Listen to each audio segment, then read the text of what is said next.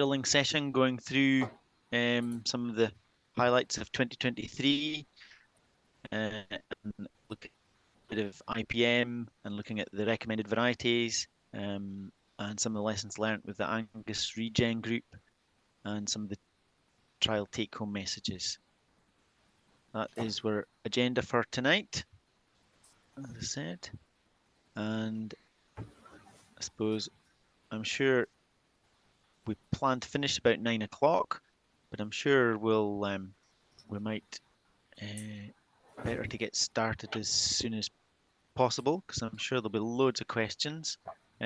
Which reminds me that if you can write your questions into the Q&A box at the side, and I'll ask the questions that you've typed in to the speaker at the end of their talk. So it gives you a moment or two to write your questions. There is basis and Narosa points for tonight's webinar. So all those that are registered for tonight's meeting, you can either, we'll be able to email you the basis points and Narosa points later on afterwards. Or if you want to just email me, ewan.johnston@sac.co.uk afterwards, and I can get you the points. Let's get started. Henry, are you there? Thanks, Ewan. Thanks for joining us tonight. I'm going to be talking about integrated pest management and how we need to potentially adapt it for reduced tillage systems. And by that, I'm really talking about non-inversion tillage. I'm Henry Creissan. I'm a research fellow in Scotland's Royal College, working out of King's Buildings in Edinburgh, and I'm also the impact officer for agriculture for the Plant Health Centre for Expertise in Scotland.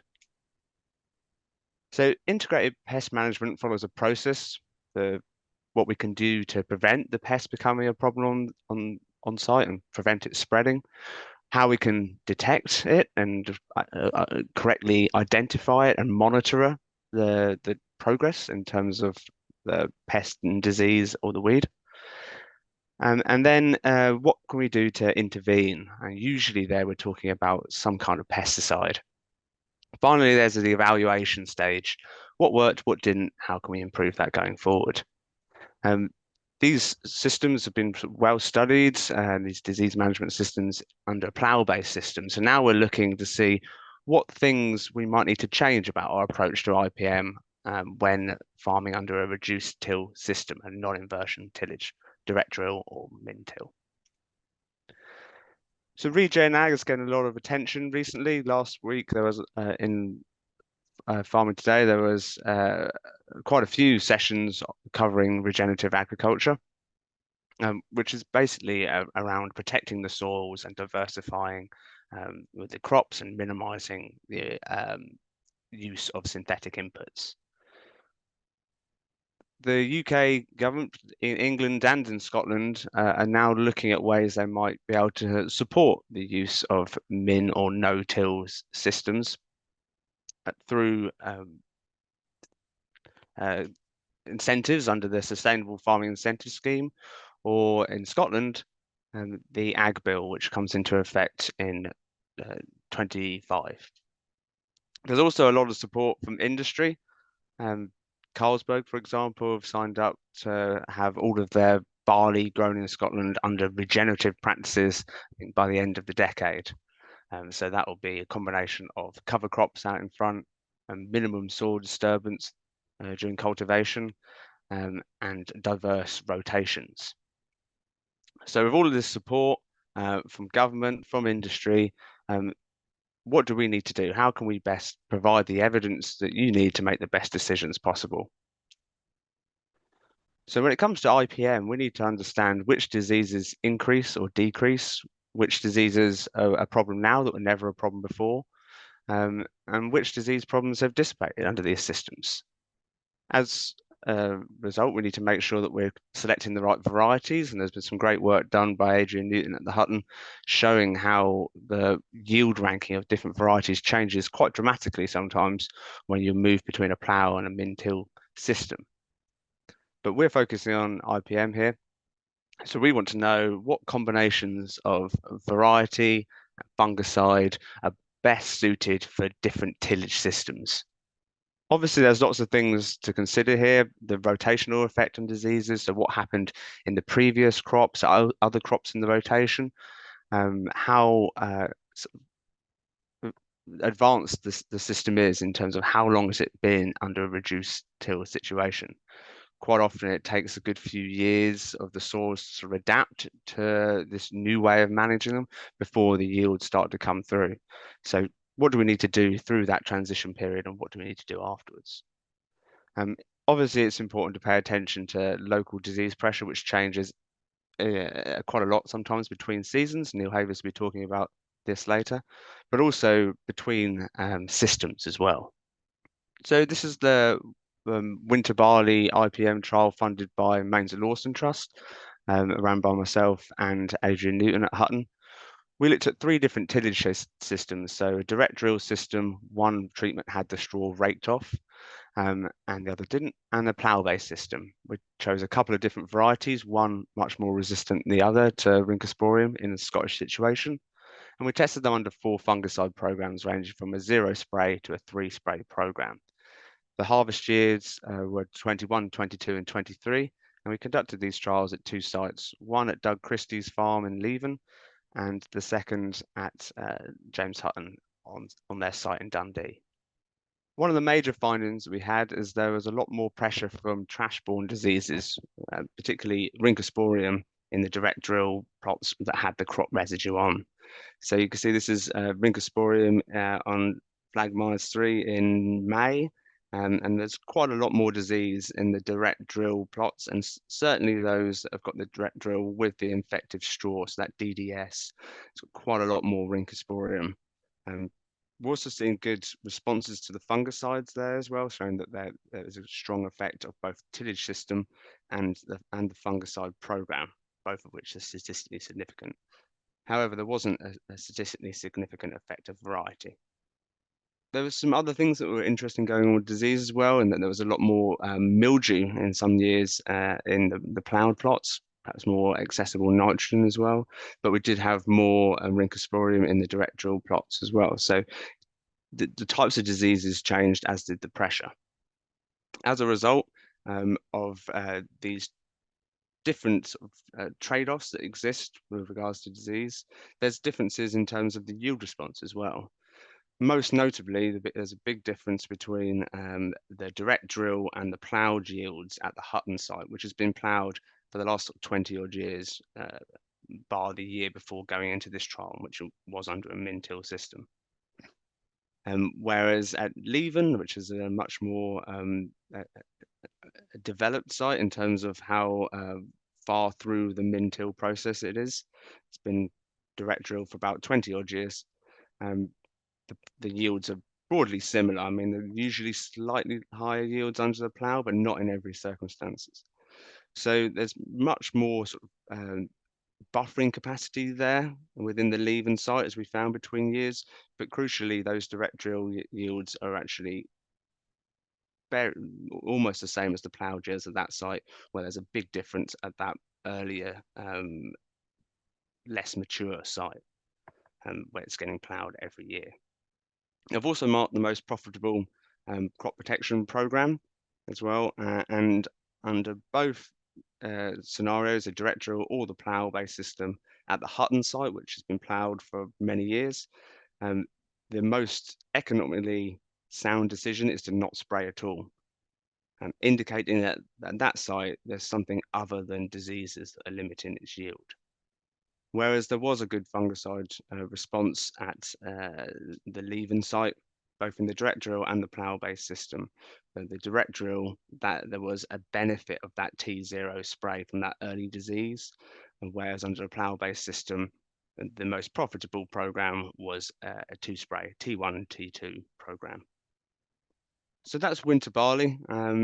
We've also started looking at spring barley, which can be notoriously difficult to establish after cover crops in Scotland. So we took the challenge on. This is funded by the Scottish Government under the Resus programme, and it's set at our Bog Hall site just outside of Edinburgh. There is two basic tillage treatments, a min-till running along the top and a plough-based treatment underneath it. And then we've got 4 different cover crop treatments, a hairy vetch, a mustard, a radish, or a fallow treatment. And that's in a continuous spring barley crop. So spring barley is grown every year, and as soon as the barley is harvested, we get on as quick as we can to get those cover crops in the ground and get them established. The reason we've designed this trial using these cover crops is that some cover crops can actually suppress some diseases. There's some evidence anyway, and we want to test out whether that's true in a spring barley continuous system in Scotland. You'll see that each of those cover crop subplots, there's 5 smaller plots, and they each receive a different crop protection program ranging from no treatment at all, through looking at biologicals and elicitors at T1 timing with a T2 fungicide, just the T2 fungicide, or a T1 and a T2 fungicide full program. And we've just completed the first year's harvest of this trial. It will be sown on the same site for the next 4 years. So we can look at any sort of legacy effects of the tillage system, but also the cover crops on the spring barley. This is just looking at just the first year's data. And you can see that there is a response to fungicides there. Compared to the green and untreated, there's a positive response. As there's a difference in the tillage treatment as well. The plough-based system yielding higher than the min-till system. And so this is the first year of this trial. So potentially by the end of the study, 4 years on, we might potentially see those differences being less pronounced between the min-till and the plough yield. We don't know yet. But there does seem to be some effect of having some of the biological in there, which was a little bit surprising, and potentially some kind of negative effect of having the elicitor in that program as well. That's something we'll have to delve into a little bit further, because remember that elicitor treatment did also get a 1 spray of fungicide as well, and those 1 spray programs are yielding a little bit higher. But there's 1 year's data. That's probably, that difference is probably not significantly different. But there is a significant difference between the treatments and the untreated. So the main thing we're looking at in this trial is soil-borne pathogens, and particularly the fusariums. This was some work carried out by our summer student, James Douglas, who was funded by the BSPP, who was working with Mac and taking samples from the stem base of barley crops and also of the soil as well. And even though there was no fusarium detected by visual symptoms, there was some detected through a PCR technique, molecular method, which found that there was more fusarium just generally in the direct drill treatment. Potentially some of those cover crops, such as the vetch and the radish, potentially making the fusarium situation a bit worse. And there was also the avium species, which was only identified in those direct drill plots. There's more diversity, and fusarium, we talk about fusarium as a complex, could be many different species within that, but it's more diverse and there's more fusarium in general detected in those direct drill plots. So something to look out for going forward, because these fusariums can affect lots of different crops, and if lots of people are adopting a direct drill system, and then there's potentially a lot more fusarium around there. So when we're thinking about regen, we need to be considering all of the different components, the tillage system, how far advanced it is, how old it is, the location of the field, crop hygiene, plant nutrition, soil nutrition, cover crops, the rotation, crop diversity in general. Then we look to our intelligence. How can we monitor the growth of the crop, but also the spread of the disease, and can we predict using decision support systems and things to predict what pest and disease pressures we're likely to be tackling later in the season and across seasons as well.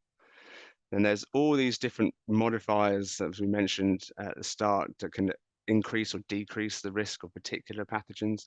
So position, the rotation, the site history, the crops grown, the crop protection program. And we need to, through that, decide on which is the best control program. And then finally, that evaluation stage, what outcomes do we get? How can we improve upon this going forward? So in summary, in regenerative practices in general, you can see an improved soil structure and organic matter over time, which can increase the buffering capacity of the soil and may help quite a bit in terms of dealing with vast changes in rainfall, and particularly extreme rainfall events, as we're noticing this autumn. And there's so many things that can affect the system. So the advice would be to start small and just try something out, rather than trying to do everything at once. But we do appreciate this can be a bit of a technological trajectory. It's not just changing the way you manage the soil. You're looking at diversifying the rotations, getting cover crops in there and everything like that as well. And the part of the reason for that is holding on to nutrients, but also suppressing grass weeds. And that's something that is talked about as well known. And in our climates, if you're growing a reduced till crop, perhaps it may not yield as high as the ploughed crops. Maybe over time they will, but you'll reduce the costs of diesel and time, labour, turning over all that soil in the field, but you will up your herbicide costs, particularly your glyphosate costs. There's also a lot of benefits from agri-environment schemes that can be quite well suited to the regen farmer, other than just specific support for reduced tillage approaches. So under IPM, we need to be really focused on grass weed management, but also bear in mind that we're creating a lot of diversity and covering the soil, which is great for lots of things, for lots of the soils. But it can create refuges. You can have a lot more problems with slugs, for example. You can have cover crops which can be attracting aphids. Disease, particularly things like ergot, can carry over in the headlands, and that way you've got weeds that the ergot can infect, which could come back into your crop, especially if you're growing a rye crop or a wheat crop. And when we come to disease, there's likely to be more trash-borne diseases, potentially more stem-based diseases like common eye spot, or soil-borne pathogens like the fusariums too. So it's important to get the right combination, the right crops, right position in the rotation, right tillage regime, right varieties, and the right crop protection program, right crop protection products that are suited to that system. Okay, thank you very much, Henry. That was good. There's no questions on the Q&A, so you've obviously done a thorough job, Henry. With regards, I can give everyone a second if they're quickly thinking of any questions that they want to put across, but we can maybe. Oh, sorry. Here's a question coming in. How successful was the establishment of the cover crops, Henry? Of the hairy vetch, the mustard, and the pictures looked quite good, but in reality, what was it like? They were very good. There was one crop that didn't do quite as well under the min-till system and the plough, which was the hairy vetch. It struggled to get going, whereas the brassicas, the mustards, and the radish both got off to a flying start. And they've actually established quite well this year as well. We will be taking some assessment of the cover crop. So one of our colleagues is flying a drone over and getting assessment of the biomass from those cover crops as well. But yeah, this is something that we were concerned about because, particularly in Scotland, establishing the cover crop can be tricky at the end of the year, but also others have found that establishing a spring barley crop after the cover crop can be very tricky. We've only attempted it once, but it worked very well last year. So again, it's going to depend on your conditions at those key points at the top of the year. Okay, okay. And I suppose just thinking though, how did you establish those cover crops? Was it just broadcast, or were they stitched in, or They were how drilled did you in drilled in? shortly after the harvest. I know others have experimented with broadcasting and that, and with great success actually, from some of the farmers I've been speaking to. But it's quite hard to do under a small plot trial system. So we went Yeah. for the drilling of those plots as well to make sure we get decent establishment as much as possible. Okay. Another question come in though, asking, have you compared the quality criteria for Mintel versus the conventional, e.g. nitrogen levels or screenings or such like? We haven't done nitrogen levels. We've done screenings and there's been basically no difference last year, but potentially as the systems sort of develop, and then we might start seeing those differences. And I believe that somebody potentially on the call tonight might be interested in looking at that sort of stuff in a year's time. Okay. Oh well, no. Right. So, if there's any more questions, I'm sure we can answer them at the end. But thank you for those that hand in the questions. I hope Henry's been able to answer them for you. So we will introduce Steve Hoad now, who will be going through the new recommended lists. So Steve, can we thank you, Henry, and Steve, if we can transfer over and get your presentation up. Okay, thanks, Ewan. Thanks, Henry. I'll just try and share my screen. So Steve's involved in the devising the recommended list with his work with his colleagues and within SRUC and involved in the HDB recommended list. Would that be true, Steve? Yes, so it's really following the varieties through from the final stages of breeding, then through national listing into recommendation and hopefully value for our different cereal segments. Okay. So right. Thanks very much. Well, what I'll do is from that basis, I'll review the new Scottish list, which I expect you know that the AHDB's recommended list was published at the beginning of last week, and the Scottish list is going to follow fairly soon. And this is the first time that we have presented the list, but based on our decisions made in early November. So, okay.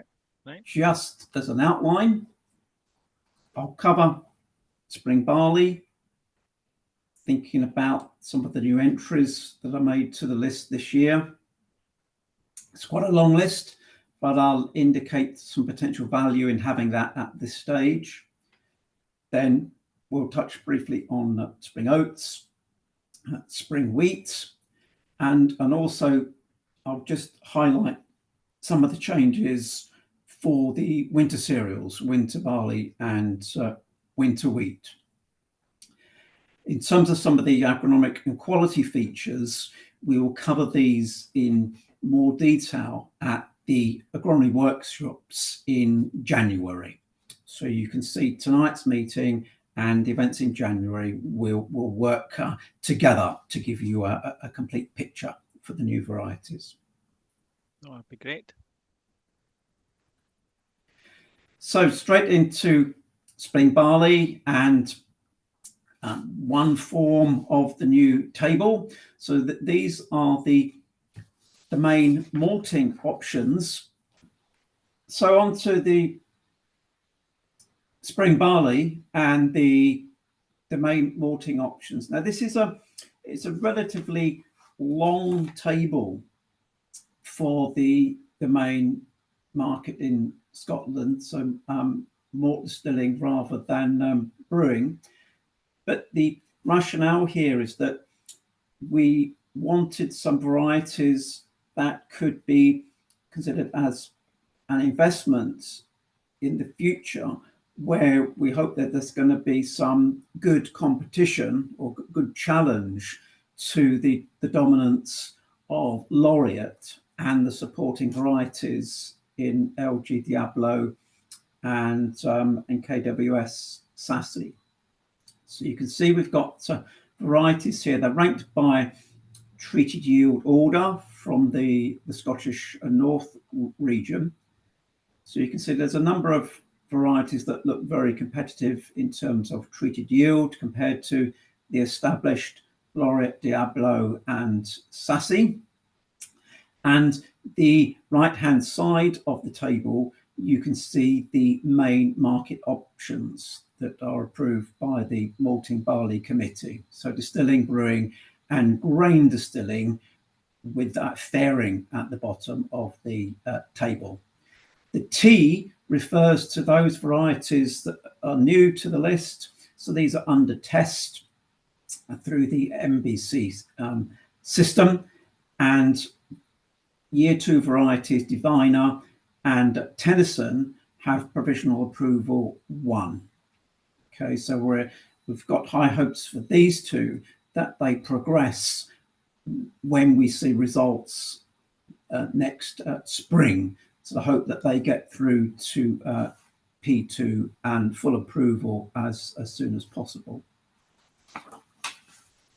So you can see that some varieties are dual purpose, and one or two are distilling only, and that could impact obviously their success across the wider end uses throughout the UK. So in terms of brewing and feed, so we have this as a separate section. We can see some new varieties supporting the long-standing RGT Planet, which has been grown as a very versatile variety for a range of different brewing uses, and also as a general purpose variety, very robust on farm. So we've got Bounty, new and Gambit, new varieties under test, and Year 2 varieties Signet there as well. We've included Florence. We wanted to see this have a Year 2, although HDB have now removed this from their list. So we'll just see how that goes for that particular variety, as it's not likely to proceed further for malting quality tests. So in terms of the market leaders, you know, the well-established Laureate that's taken about 2/3 of the crop of the intake into malting in both England and Scotland. Then in Scotland, supported by Diablo and Sassy, whereas in England it's been supported by RGT Planet. It's good to see that Firefox is starting to make some inroads into the intake. It has some good agronomic features, and compared to the other three here, it is relatively early maturing. And it's relatively stiff-strawed as well. And if we consider other features such as grain skinning, among these four, Firefox looks to be the most resistant in terms of having kind of low to moderate levels of skinning compared to higher levels in the other varieties. Just some brief thumbnail sketches for a few others now. So Fairing, so this is the specific use variety for grain distilling. Low yielding, but actually some excellent grain quality features, including very early maturity and an excellent resistance to Rincosporium. The year 2 varieties, Diviner and Tennyson there, so that they've essentially had 3 years of micro scale testing. And so the expectation is that they go through to macro scale testing as they can move to approval stage 2, provisional stage 2, and hopefully to full approval next year or the year after. So new varieties with potential for distilling. These include Belter, Olsen, and Monroe. Now these are all given a rating of amber or green if they show some promise. So you can see the relative scoring here. So in terms of malt distilling, the headline features are characteristics such as predicted spirit yield And often, and increasingly more important now, is the complement of enzymes. What we call diastatic power is seen as value also in this sector. So these three are ones to look out for, and I think particularly where we've got both distilling and brewing interest, then there could be developments in a wider UK context. Other choices, just very briefly here, I mentioned Planet, obviously the established brewing only variety. We've got Skyway as well, that is on the Malting Barley Committee list in Scotland. That will be predominantly a feed interest.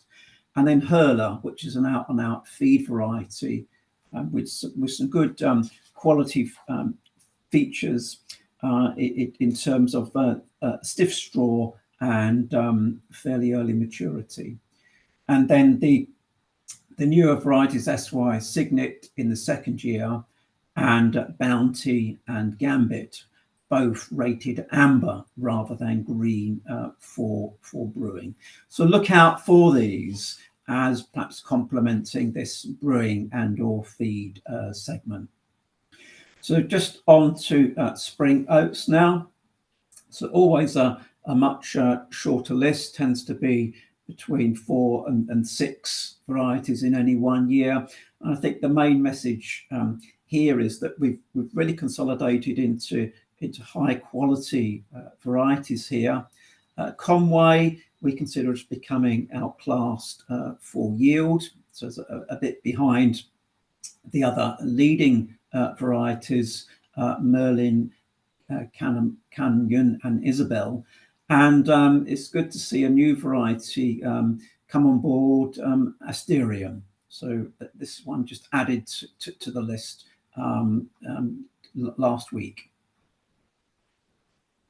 So just brief thumbnail sketches for these varieties. So the established Canyon, Merlin, Conway, as I say, becoming outclassed for yield, and Isabel. So just some highlights here. I would say that Isabel overall is probably the highest quality in terms of kernel content and specific weight, perhaps a slightly later maturing than the other varieties. The earliest ones, are Canyon and Merlin, also have good grain quality. Asterion, high yielding, good grain quality, and has the best disease resistance in terms of the combination of resistances to mildew and crown rust. So that looks like a nice addition to the spring oats list. So on to spring wheat now. A relatively long list, particularly considering that the area of spring wheat is relatively low compared to barley.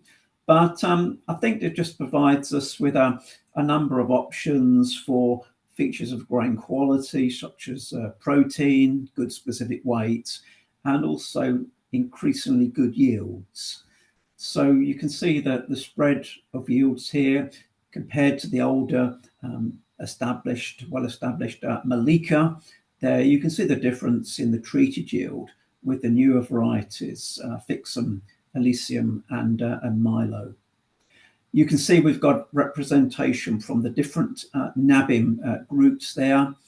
So, sorry, UK flour milling groups, I should say. So 1, 2 and 4 represented there. So plenty of choice. Here's just a few of the highlights for each of the varieties.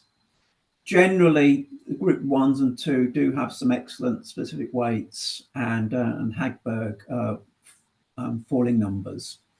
So pretty consistent and pretty reliable, perhaps compared to some of our softer winter wheat varieties. They stack up very well in terms of grain quality. And then the other varieties got the well-established Malika at the bottom there, outclassed for yield, but still appreciated for grain quality. And then above that, 3 other milling varieties. The top 2 with particularly high seed area, so they have been very popular. So there's quite a choice there. It's quite a strong list. And as I say, there's some nice balance of yield and grain quality. Just moving on now to winter barley. I'll develop this story a bit more in January at the agronomy meetings and in the summer. But essentially the main message for the main segment, the 2-row feed barleys, is it is a strong list. We've been removing some of the weaker varieties. So this group is characterized by high yields, good specific weight. Generally, agronomy, disease resistance is kind of intermediate rather than good. So we're still looking for improvements in disease resistance. And so do look out for variation in untreated yield and some of the key diseases. And there is some variation in straw stiffness as well. So Caraval and Capital there do look pretty exciting varieties added to the list. So there's a lot of promise here. Okay. Then on to the Steve. Oh, sorry. On you go. So on to the 6 rows, and which is really dominated by the hybrids now. So high yields and good specific weight is the main message here. Do take care with straw stiffness, because they're over across these. The average is a rating of 6, and there is weakness certainly in Thunderbolt, which is only a 5. So certainly in bumper crops, do look out, take care with that particular feature. But they still give an edge slightly over the higher yielding 2 rows. So do have a place. SY Buzzards is an interesting development in a variety with tolerance to BYDV. Other varieties include 2 malting varieties here and a 6-row, conventional 6-row with a specific use for tolerance to BYDV. There's no other fully recommended conventional 6 rows at the moment. And then just finally on to winter wheat. So the top segment here, these are the main group 3 soft varieties for grain distilling. We've consolidated this list, removed several varieties being outclassed or weaker in their agronomics, including elation. So it's a relatively strong group, high yield, but do look out compared to some of the hard textured wheats. The untreated yield is moderate at best. There is variation among them in straw stiffness and maturity, and I think we should be looking among these perhaps as the best 2 to suit our own personal farming interests. The bottom 3, these are the group 3 biscuit making varieties that are also rated good for or intermediate for distilling. Illuminate Bream becoming outclassed for yield, but Bamford looks particularly promising. So Blackstone and Bamford, the 2 new entries. Onto the hard textured varieties. So we've got the top 4 here are the group 4 feed varieties, and then the bottom 3 are group 2 milling varieties. So again, these varieties, we've included these to give us some variation on the list, some differences in agronomic value, particularly some improvement in disease resistance. So they do have a place on many farms. The new variety is Beowulf here, very high yielding in the north region. So this looks like a very interesting addition to the hard feed wheats. So I think I'll just finish there just with the summary. So spring barley, established varieties with contenders that we hope can challenge over the next few years to give us a bit of a challenge to a market dominance of one or two varieties. Oats, consolidated around some good grain quality. Spring wheat, good yields and grain quality combinations. Winter wheat, losing several weaker varieties, particularly in the soft texture varieties, so losing elation and sake and barrel, for example. And winter barley, again, as I said in previous years, it's a pretty strong list. Good yield, good quality with moderate to good agronomics. Okay, thanks for listening. Okay, thank you very much, Steve. I see from our question list that there was question regarding skinning being a big problem for malting varieties this year, and while weather and combine settings might be a major influence. Yeah, we've shown in our own work that in years where skinning is likely to be a problem, then combine settings are perhaps even more important. But is a lot of them got concerto parentage? There is some in these. I don't have all of the pedigrees. There will be some, but I'm not so concerned that if concerto is a parent, it's the combination. It's how the two parents then have progeny that segregates. So even with a Peppino or concerto parent, you can still have segregation in the progeny that bring you a range, from good, medium to poor in terms of grain skinning. Okay, I suppose skinning's always an issue, or it seems to always be an issue every year. Is there any likelihood of that becoming a measure on the recommended list as to its susceptibility to skinning? Yeah, it's something that we're taking a bit more seriously now from Scottish trials, and there is some assessment that is made at these sites, and I think I'd like to see the protocol being introduced now formally. So it's done at national listing stage for the Malting Barley Committee, but it would be nice to be able to do this as part of the formal RL testing. Yes. So that we sample from, I would say, at least all of the North Region sites. Yes. To get scores, to build up a database over several years. Okay, and just with Henry having talked about Mintel systems, is there any likelihood of looking at varietal differences under plough or Mintel systems?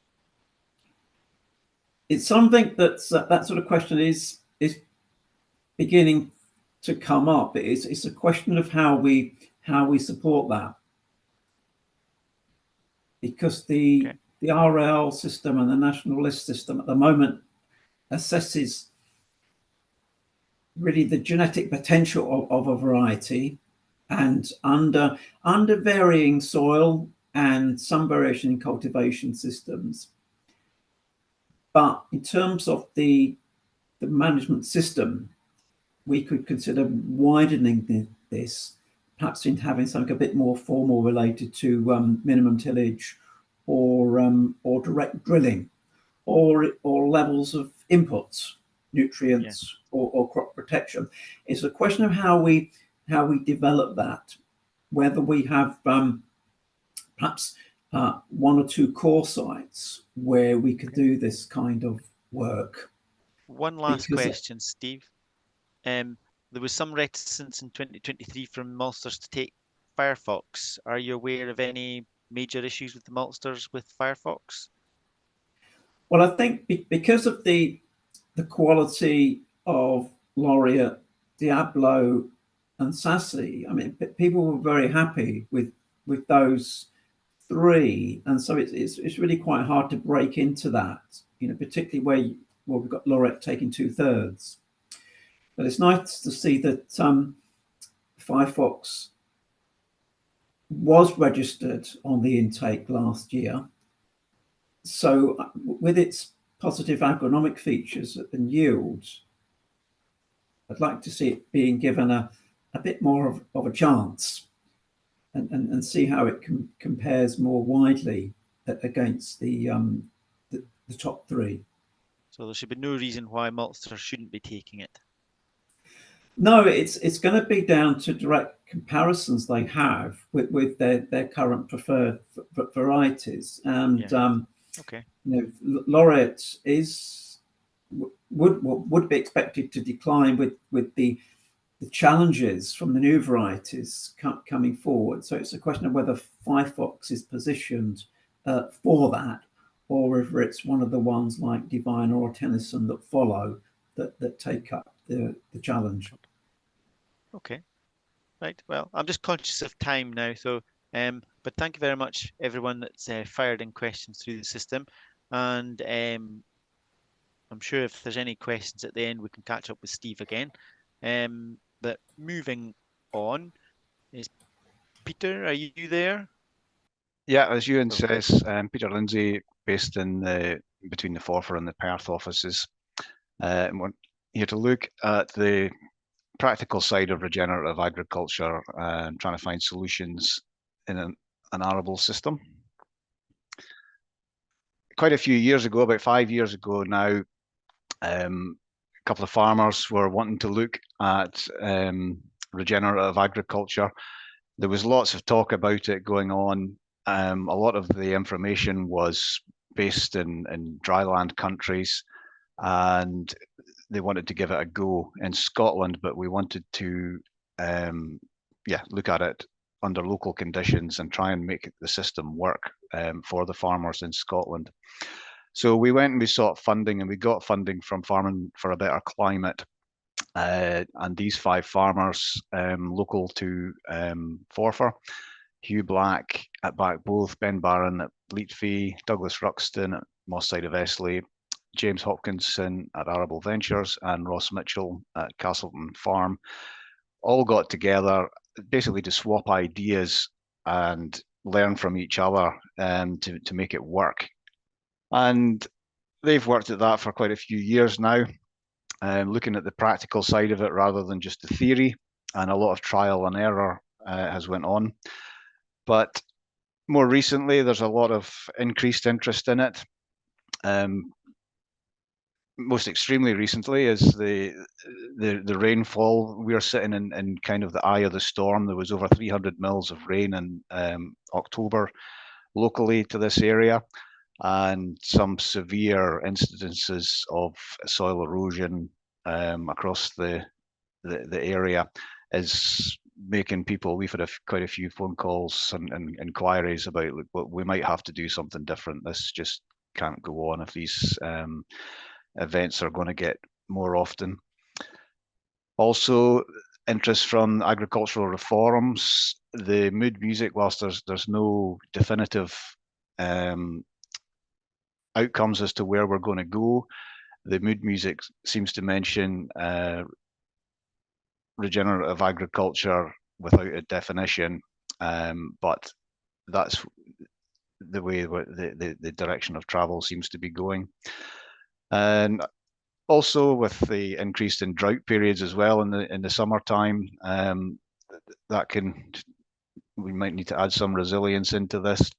I've had other farmers on some of probably the more heavier land where ploughing and then power harrowing a couple of times is just too slow to get on. They've got a lot of acres to get over, and just multiple passes with slow equipment such as a plough and a power harrow just isn't cutting the mustard. So they're looking at direct drilling.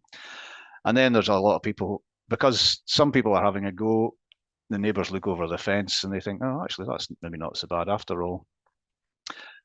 So we've kind of broken it down to just following the 5 principles of regenerative agriculture. The first one, maintaining a living root in the soil, minimizing soil disturbance. It's not eliminating, it's minimizing or reducing soil disturbance. Maximizing or increasing the crop diversity, keeping the soil covered or armored, protected, and integration of livestock into the system. So to maintain a living root in the soil, that can help with water infiltration.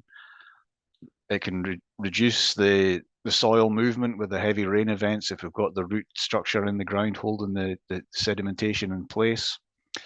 It can also reduce the nutrient leaching if there's a living root there absorbing and taking up any excess nutrients that are around after the crop is grown. And this can be done in various ways. The options are a living root in the soil. You can just have a cash crop all year round. Winter cereals are often in the ground for nigh on a year and sometimes have a birthday. Winter oilseed rape, winter wheat can be there. But when you don't have a winter cereal in the ground, you can have a green manure crop or a cover crop. And an alternative is the cheapest way of doing it is just having your winter retention of winter cereals. Just leave your stubble there, and if you've got some weeds that are green, such as annual meadowgrass, then that can quite often be as good at. It'll meet some of the criteria, or certainly of holding the soil in place and mopping up any nutrients that are there. And so just a couple of pictures here. The picture on the left is a winter wheat crop direct drilled into winter oilseed rape. And winter oilseed rape's probably the beginner level. Most people will start with direct drilling their oilseed rape in one shape or another, to the extent that I would say that the majority of oilseed rape is now established without the aid of a plough, with various definitions of min-till, non-inversion, etc. And the field on the right is wheat direct drilled into a grass sward. So we sprayed off the grass field with about 4 litres of glyphosate, and you'll notice that the clover is still there. And should this crop be far forward getting into the winter, then there's a good sward there that could hold up livestock to be able to graze it should they want. So yeah, the other two, the picture on the left is a cover crop, and what we've done locally within the group is we were finding we weren't getting an awful lot of growth from cover crops established after the combine had been through. And funnily enough, once you had finished combining the first field, the priority was not to go and get a cover crop established. The priority was to go and get the second field combined and then the third. So ultimately, the cover crops ended up being the last job done. So what a couple of the guys in the group done was played with establishing cover crops just by broadcasting them into the standing crop, just about the traditional kind of roundup timing of spring barley, for example. Just spinning it on either with like slug pelleters on sprayer booms that are already there for possibly spreading slug pellets on potatoes, etc. Or eventually they modified a sprayer boom to put pipes on it so that they could blow the seed right the way out to the full width of the sprayer. And we found that very effective. It was done at a time of the year when there wasn't a lot of pressure on the equipment, so they got that job done before they get into the busy harvest spell. There was enough moisture in the bottom of the crop to chip the seed and get it to grow away. And as soon as you combined that the cash crop off, the green cover just came up and away, and you were getting some value for money out of your cover crop seed. The picture on the right is more of a green manure crop, which tends to be grown in place of a cash crop for the year, which is most commonly done through an agri-environment scheme to fund that, because leaving a field with no cash crop for the year, it's quite difficult to justify financially, but the soil benefits are very beneficial, and also for the wildlife that teems in those fields that are flowering. But again, they need to be managed to make sure that you don't grow, and you'll see that there's oats, for example, in that picture that are set seed. So you just need to watch that these don't become a problem in your following cash crop. Minimize soil disturbance, and it's not necessarily no cultivations, but generally a reduction in cultivations. And sometimes it can be found that a cultivation can be beneficial to the soil, whether it's a build-up of weeds that need, to be honest, sometimes even just ploughing one in many years could just break the cycle of the weed problem. But also compaction, just putting a low disturbance subsoiler through the ground just to let some air in and break up some compaction.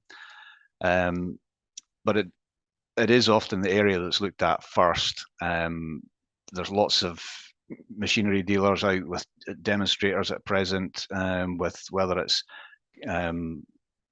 generally the drill is the first thing that people look at, but they are quite pricey. So yeah, I think most people will look to demonstrate or get a neighbour in to try a bit for a year or two and before they commit and find a system that's right for them. Various levels. We've got strip tillage, which will cultivate in bands. So there's some uncultivated land and in between cultivated strips. Minimum tillage, which is just light cultivations, but there is still some cultivations. And then through to the direct drill, where it's just a drill, is going straight into the stubble, cutting a slot, putting a seed in and firming it up behind it. A couple of farmers this year of looking to look at getting into this, but not wanting to spend a fortune on equipment. So there's some have just used their existing drill in the back of the tractor and mounted a subsoiler type on the front. Whether this is a Grange one, there's also Rytec ones going around as well. And I think this is a way to just break yourself in and start trying, not turning over the stubble. And this works particularly well in the kind of light land situation where blowing sand is a problem. It leaves the soil protected, so a lot of the stubble and residue is still on the top of the land, and it will prevent it from wind blowing. But yeah, it's definitely not a die-hard no-till situation, but it's a stepping stone that can be used to get there. This is another system where the strip tillage, the Claydon drill, again, very simple machine, and often a farmer can possibly justify getting one of these and going out and just getting on in a one-pass operation, and the job is done. Only downsides, any people that have got stony land, it can certainly pull up the stones, and because the ground isn't nice and soft, as in if it was ploughed and power harrowed, they can actually be very difficult to roll down those stones again. So you might end up having to gather the stones by hand if that's the type of land that you're on. Maximising crop diversity. So again, this can be done a few ways. Diversity in cash crops, just growing different crops in the rotation.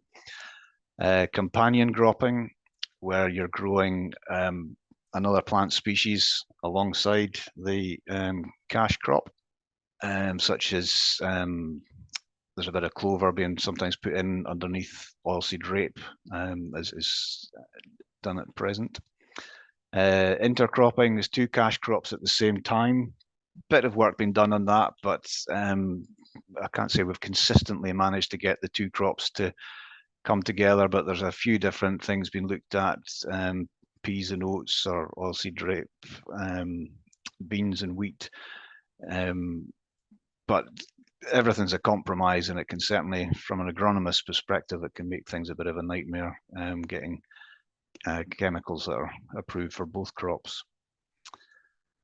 Cover crops, so you can add diversity into the rotation just by having different species in the between the cash crops, and introducing some more diversity just for a shorter spell. And green manure, which, as I said before, that's an entire growing season. And the other thing, we've actually let some of these volunteers come through in the cash crop. For example, if we grow wheat after beans, quite often get volunteer beans, we will try and leave them as long as possible, but it does depend on other weed control. If other weeds become a problem, it's not very easy to leave the beans and take out any of the other weeds, so it does depend a bit on the weed pressure. But other crops are now being introduced. Traditionally, it was spring beans that were grown in this area very occasionally, but now winter bean varieties are there, and they are much earlier harvested. So the winter beans combine in probably 2 to 3 weeks earlier than spring beans, but they are combined kind of end of August, early September. Whereas I had somebody else just finished combining his spring beans last week. Spring peas have been another crop that's been brought into the area. A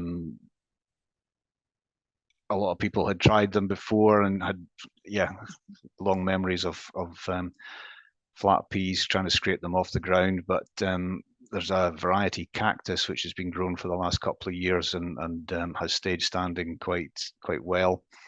So that is another crop that's harvested quite early, and just introduces that legume option.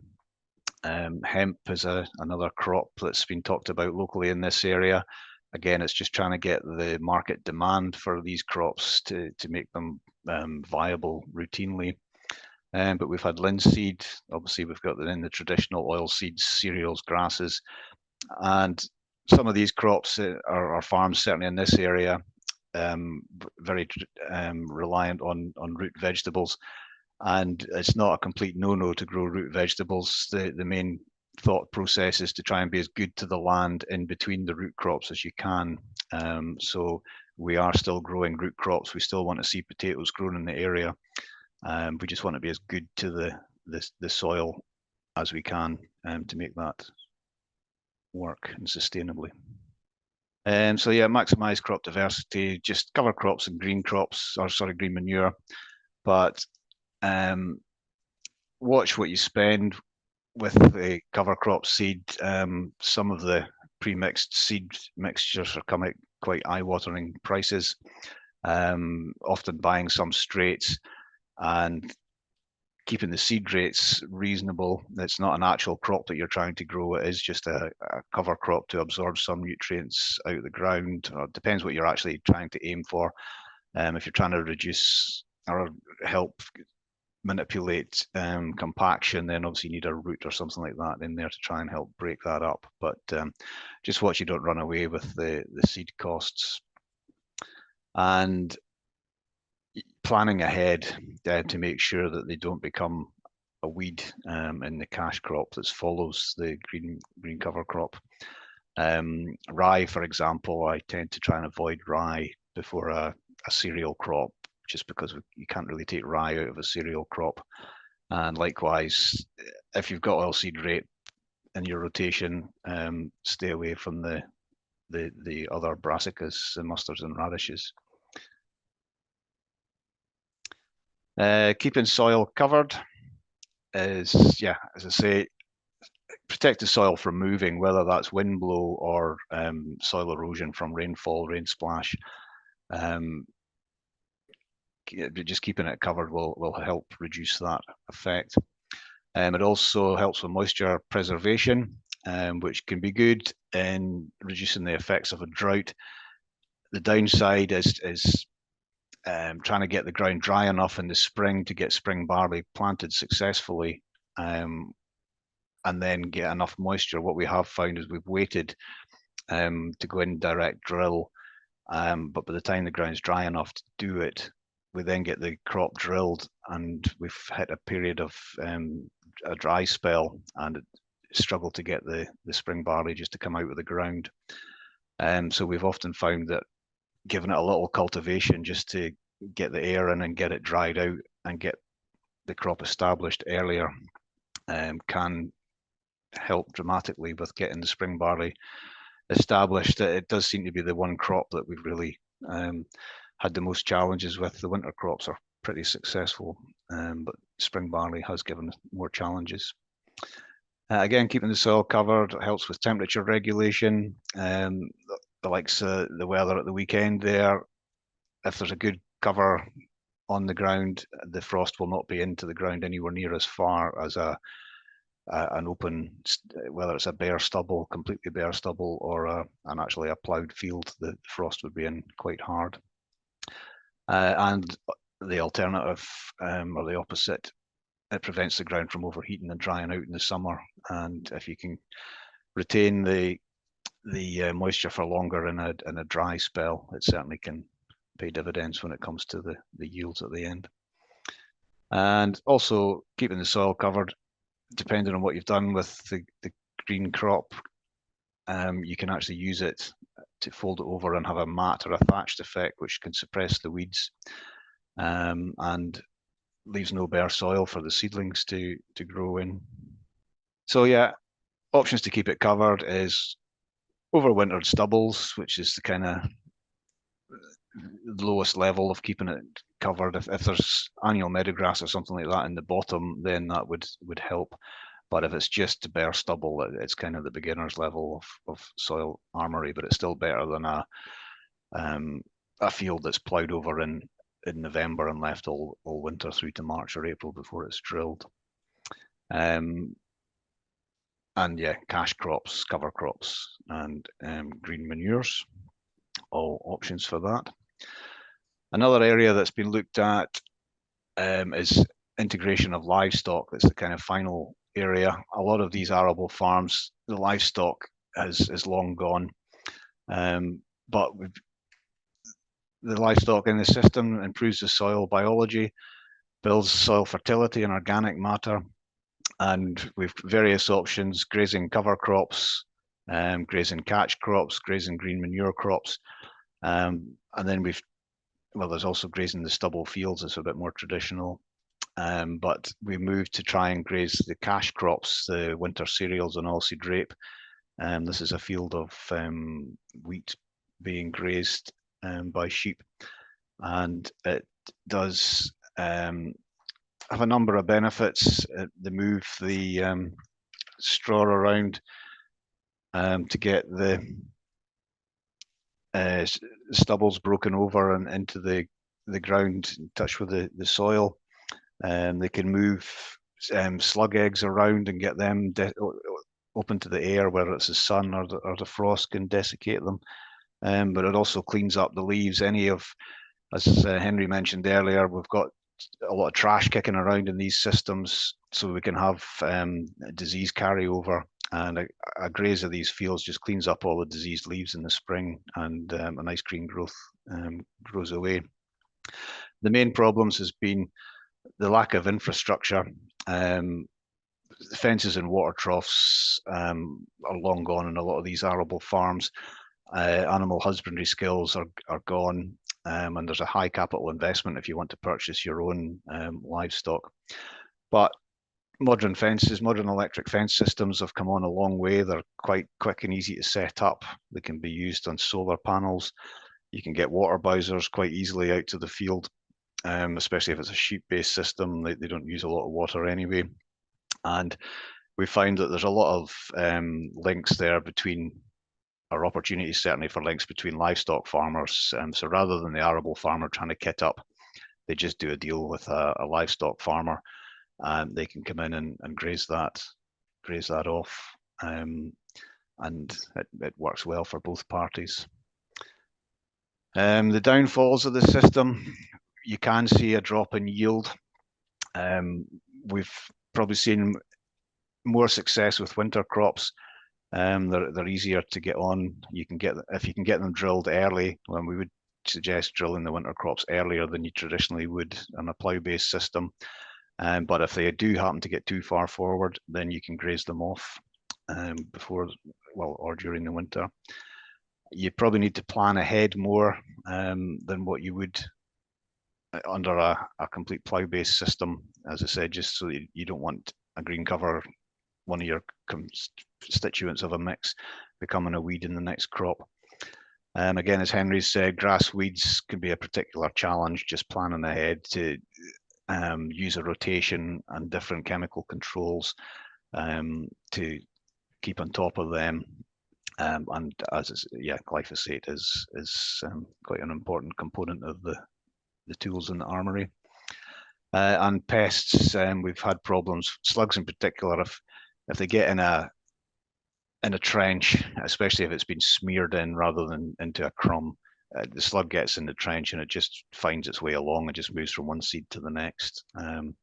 So we've, that's been a bit of problems. And even just chop straw can be another problem for a lot of slugs, and also just for locking up nitrogen as well. Just trying to break down such a large amount of straw in one go. So a couple of the guys have purchased stripper headers, and they're now stripping the grain directly off the straw, leaving the straw standing in the field, and it breaks down over a much longer period of time, and you don't have that mat of chopped straw for the slugs to hide under. So yeah, just in summary, cover crops for Scotland. So this is what we've done in Scotland. It's maybe different elsewhere. Broadcasting the cover crops into the cash crops. Drill the winter cereals earlier than you traditionally would. Spring barley, I still, it's maybe less than ideal for the more evangelical, but I think a shallow cultivation to mineralize some nitrogen and just help the soil dry out to get the crop in the ground. And depending on what drill you're using, but we've been increasing seed rates kind of 10-15%, generally because the seed's not being placed at a uniform depth. It can be over a bit of a more varied depths. It's possibly increased nitrogen. If you're not mineralizing any nitrogen, you might need to add some extra nitrogen, particularly if there's a lot of straw there still getting broken down. Winter beans, quite successful. There's a market increase, and there's obviously a story there for reducing reliance on imported soya if we can use homegrown protein from here. Spring peas are now standing. Livestock farmers, plenty of opportunities for them to work with the arable farmers. And my opinion is move towards each of the 5 principles. Don't try and go directly to the end. Don't tie your hands behind your back saying, right, that's it, I'm never cultivating again. I think sometimes if you keep your options open, an occasional cultivation can be beneficial to the system. Don't spend a fortune on cover crops. Watch out for the muck and magic potions that are forever trying to be sold. And whenever you do try some of these, carry out your own trials and experiments, but always make sure that you miss a bit just to see the effectiveness of that. And that's me. Okay, thank you very much, Peter. Any questions, anyone? Nobody's been writing in anything yet, but that seemed fairly thorough. How's all your group members after all this heavy rainfall? Are they? So yeah, their soil's still in place. Good. Their crops are not necessarily all that great, just like some of the other systems. We've had challenges, particularly getting the ground dried out. It's been a wet back end, and just trying to get the soil dry enough to sow into a crumb rather than smearing it in has been a challenge. So there has been a bit of cultivation to try and get it in, but to be fair, there's been problems with all the systems this year. But a lot of, when you see some of the erosion around the countryside, and I think, it's a big win for the direct drill situation. Yeah. Okay. Good.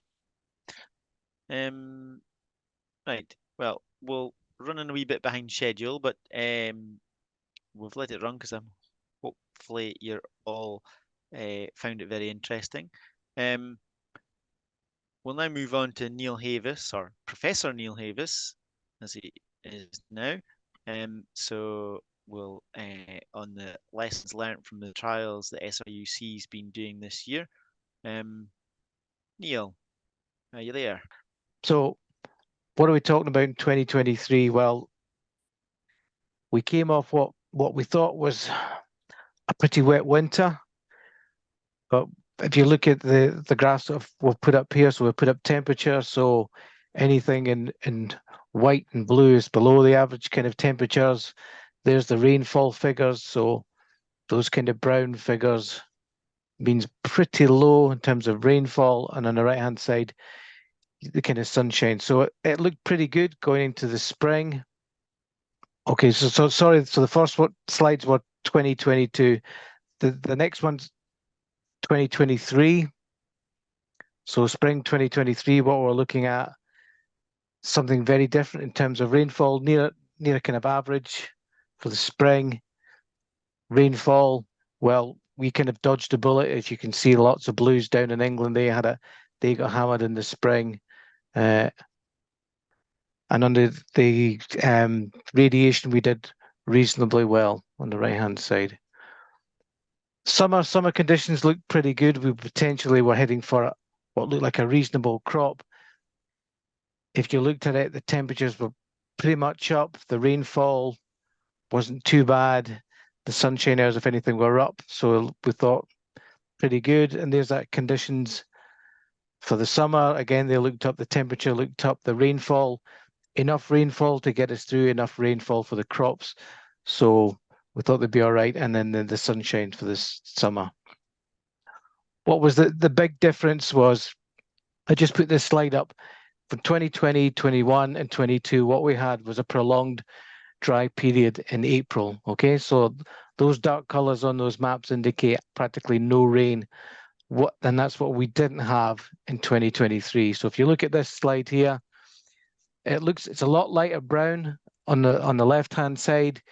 So that's the comparison, or the actual amount of rainfall that we had. On the right-hand side, how that compares to the 30-year average. So that April that we had was probably more indicative and probably a lot more realistic in terms of what we were going to see in a normal, if there is such a thing now as a normal April. Okay, so what that meant ultimately was the dry spell that we'd seen knocked back a lot of the splash-borne diseases in winter wheat, things like the septoria, things like rhynchosporium winter barley crops. That check on the disease development didn't happen. So we saw a lot higher disease pressure. So what we're looking for this year is, how are those main fungicides that we've come to rely on in the program, how have they held up this year? Because, as I said, the previous 3 seasons we've had that check. It's given the crop the chance to get away. It's held back the disease, and it's made it look, sometimes you wonder, is it giving a false impression of how well these are actually doing? Okay, so the first trial I wanted to mention to you, this is a winter wheat, and this is part of the HDB fungicide performance program. Okay, so here what we're looking at is one shot. This is a T1 spray. It went on a growth stage 32. What we're looking at is differences in controls, differences in septoria levels on the top 3 leaves late in the season. Okay, so you've got 3 bars there. You've got a blue bar, which is septoria in the flag leaf, the orange bar on leaf F-1, and the grey bar is F-2. And remember, these are the most important 3 leaves in terms of producing your yield in your winter wheat. These are the 3 that power through, that produce the dry matter, the photosynthate that fills that grain, that gives you your yield. Okay, so we're looking to see what of those fungicides have managed to check the disease. So if you look along the bottom line, I've put in figures for a lot of the major ag chems that we use, and I've put them in a half dose and full dose, so you can see what they've kind of done. At the far left, you've got the untreated, so you can see the disease levels there. You've got Arizona. This is just a one shot of a multi-site on its own, so you can see what it's done or possibly what it hasn't done. Okay, so the interesting thing is from this graph is when we looked at the stats on it, there are significant differences in terms of the disease levels. And if you look in the middle of that graph, don't know if you can see my pointer or not, there's Univoc. So Univoc has been ahead in the fungicide performance curves for the last couple of years. It's done a good job in the protectant and eradicant situation. Okay, so what we're looking at here in this spray, the T1 spray, we're looking at some curative activity because this disease is well established, but we're also looking for some protection because this is going on quite early. Okay, so what we're seeing is Univoc's done a real decent job in terms of knocking down the disease levels. But if you look at that yellow line, that's your all important, that's your yield line. It's not done perhaps as well as we hoped. And in fact, there's no significant differences between those treatments. Okay, so surprising, you get a significant control of disease, but it's not come through into yield. Okay, the next trial I wanted to show you, this is so that was a T1 spray. What HDB are interested in is to see how the fungicides do if they're applied later. So the rule of thumb is, and then the best way we think about, if you're going to maximize or get your biggest return for your input in terms of fungicides, you've got to be thinking about giving the maximum protection to those top 3 leaves. Now the T2 spray would go on at growth stage 39 when all of those leaves have emerged. So all of your fungicide is going to hit those leaves and hopefully protect them. If you can get it on before the disease has moved up the canopy, you'll see a response. Okay, so again, we've got the 3 leaf layers. So the gray one there is leaf F-2. So as you can imagine, there's been a lot of disease moved up because this crop has had no fungicides prior to this T2 spray. And you can see all of the fungicides have had a much harder task in trying to control those septoria levels. But if you look at the top 2 leaves, some of them, things like Ascra, Myrisa, the Revistar, they've all done a pretty good job in terms of knocking back that disease. Okay. Just to make life interesting when you do trials, the things you expect to see, well, that's had a big effect on the actual disease levels. When we did the stats on this trial, those differences were not actually significant. But if you look at that yellow line, you can see we've seen a lot more peaks in that line. And those are significant differences in terms of yield. There, for example, you've got the Myrisa at a full dose against Myrisa at half the recommended dose, and you can see you're getting that response. So this is primarily, we think, because the fungicides are working harder, but they've a lot more disease to work against. Okay, so what I'm presenting here, the full fungicide performance curves, because these trials are part of a series sponsored by HDB.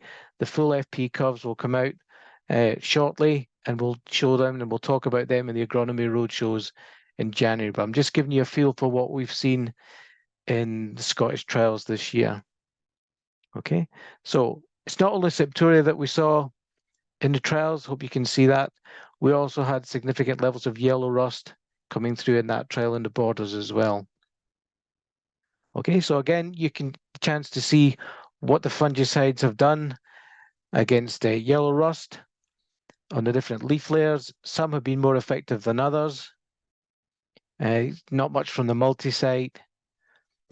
You're seeing a bit more from the Ascra, from the good mixtures, SDHI azole mixtures that we've come to rely on in the past. Okay.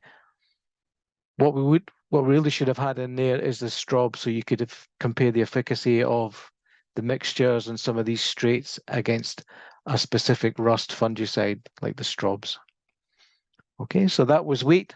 Onto Rhynchosporium. Now I've mentioned the concern we had with all the splash-borne diseases, so obviously Rhynchosporium was moving up the crop. We know Rhynchosporium is the major yield robber in barley crops, so what we wanted to see is what kind of control we would get. And on the far right-hand side, you can see the untreated. You can see the high disease levels that we have in the different leaf layers. So here we're looking at flag leaf, F-1, F-2, F-3. Remember barley, you don't have to keep the top 3 leaf layers green for as long as possible. Barley yield potential is set much earlier than wheat. So what you're trying to do is keep the crop clean at that point at which your yield potential is being set. And I think you can see from here, we've got the Astra at 0.6, Astra 1.2. So Mtrex has always done well as a straight on its own, but the Astra, which has come onto the barley market and it's kind of superseded the Siltrax Pro that we relied on for a while, it's done a pretty good job of controlling Rhynchosporium. Okay. Again, surprisingly, from the yields, when we looked at the yields of this trial, it didn't actually make a significant difference. Okay, so a lot more up and down. So these are some of the confounding factors that we have to try and explain. We'll have to look at the other trials in the series sponsored by HDB. So the blue line is your yield, and you can see you've got some what looks like very strange results coming through. Myrisa's not done particularly well. The Astra's done much better. It's a bit up and down, and we're not seeing the dose response that you'd expect to see in these trials. So again, that's something for us to look into, try and produce some explanation, see how the other trials in the series have done. On to spring barley. This is a trial sponsored by BASF. It's run through the University of Aarhus. So this is a series of trials that they sponsor across Europe, and they're interested in looking for the best fungicides to control. They're looking at Septoria and wheat, but they look at Ramularia, leaf spot, and barley. Okay. Last year, with the same trial, we had a potentially new product which looked very interesting in terms of Ramularia control. Fortunately, they didn't supply it this year, so we couldn't see how it had done. We were left with Myrisa, so the mefentrifluconazole in Myrisa we know is particularly effective in controlling Ramularia. And you can see from how much control we have compared to the untreated. If you remember back to 2017, 2018, when we lost the SDHIs, at that point, the azoles weren't doing much. They've recovered some activity. So you can see Proline here is giving a bit of a reduction in terms of Ramularia compared to the untreated. And that yellow line again is a yield response.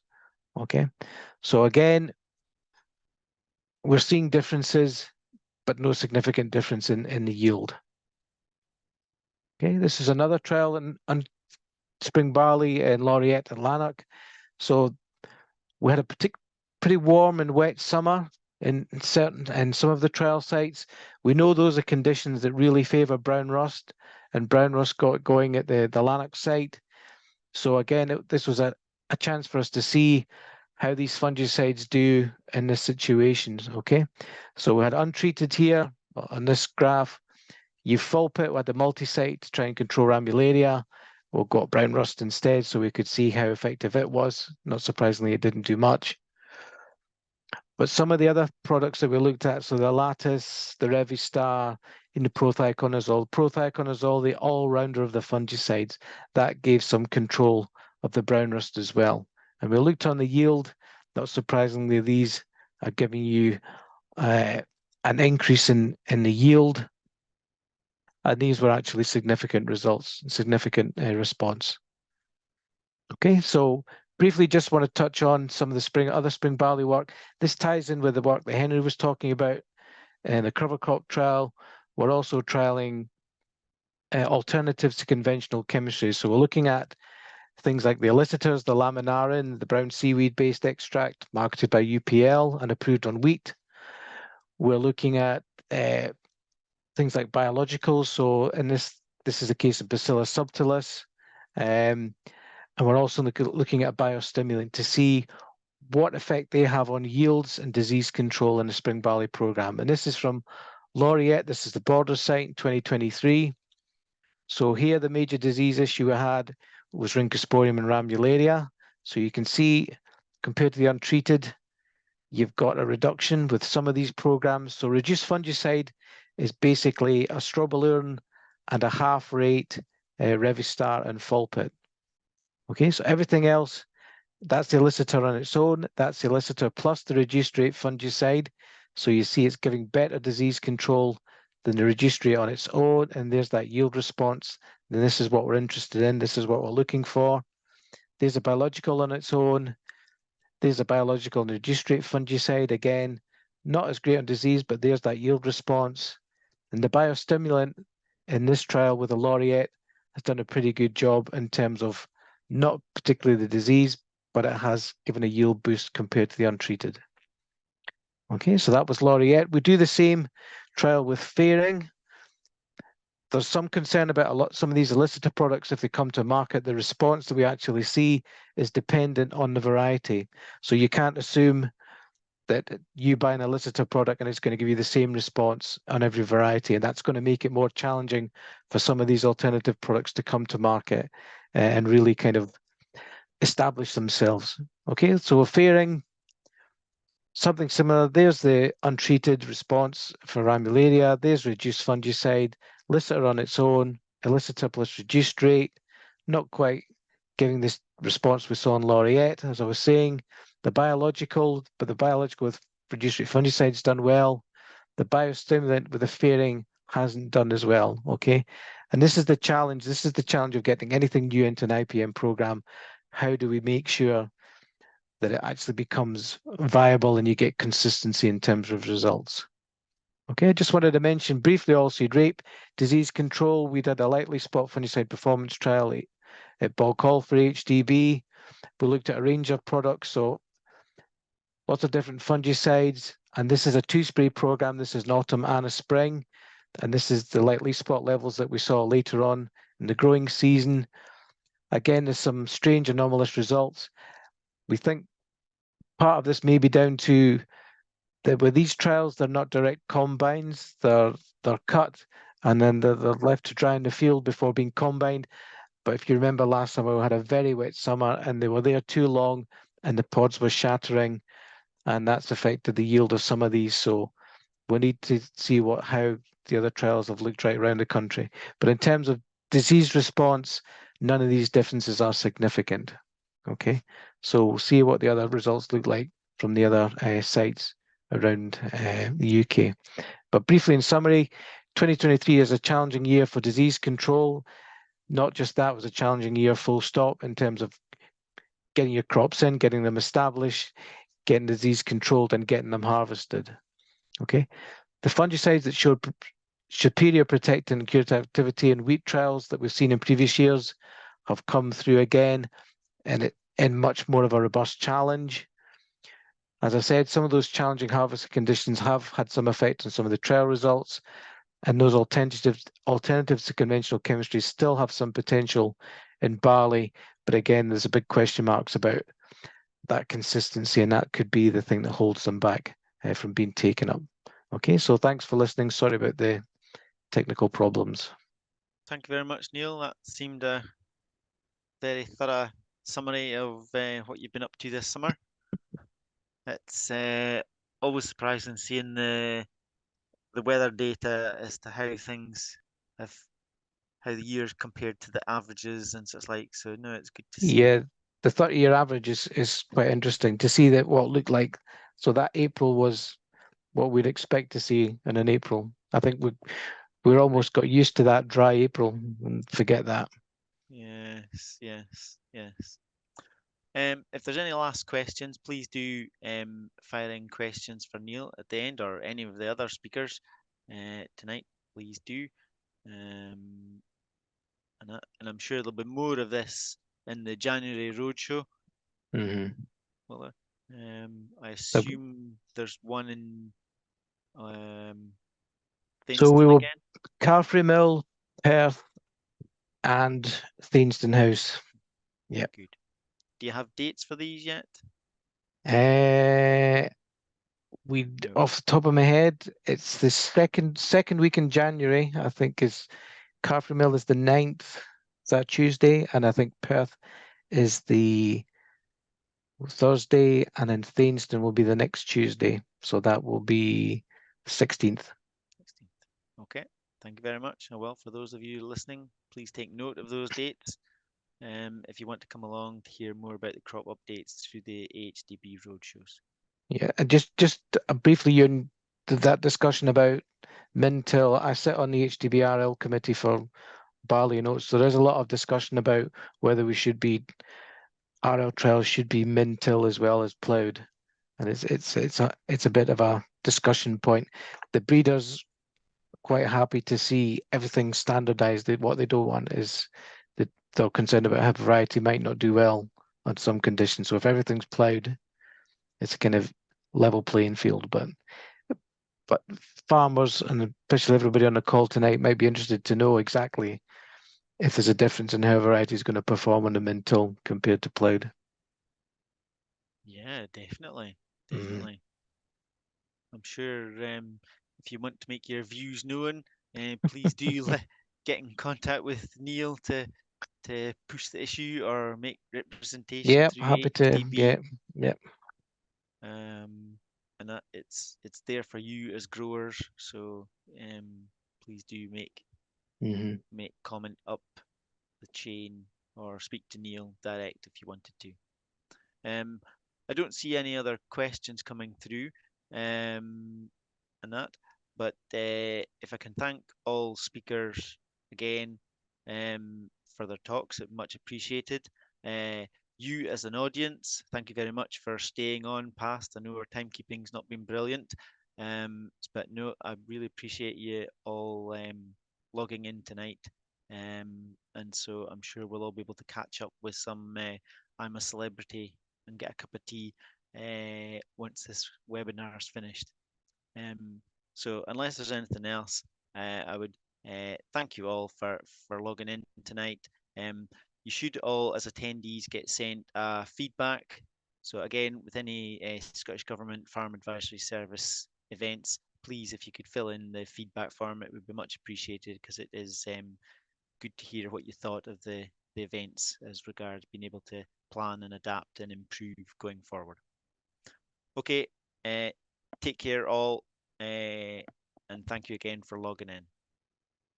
Thank you. Thanks, Ewan. Bye, everybody. Bye bye, everyone.